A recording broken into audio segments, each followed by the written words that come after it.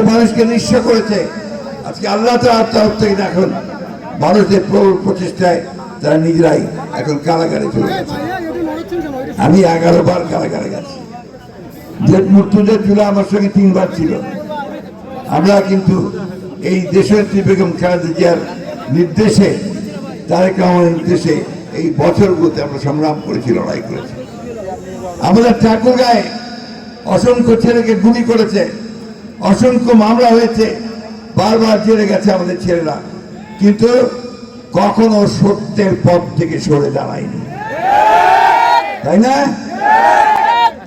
এখন তো যে মনে আছে আপনাদের ওবায়দুল কাদের সাহেব বলতেন না, হ্যাঁ মনে আছে? কি বলতো লোকে তাকে? কি বলতো? জোরে বলেন। ও এখন কোথায়? মাঝখানে আমাকে বিদ্রুপ করে বলতেছিল যে আমরা পালাবো না, তাই না? তা বলছে পালাতেই হয়, দেশের বাইরে যাব না, তাই না?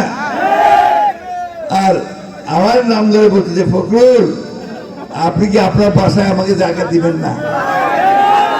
এখন আমি ওনাকে বলতে চাই, আসেন আমার বাসায় আসেন।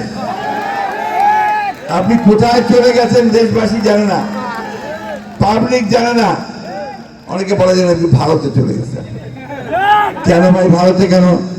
দেশটা আপনার, আপনি এখানে নির্বাচন করেন, এখানকার নেতা, তো আপনাকে ভারতে পালাতে হয়েছে কেন?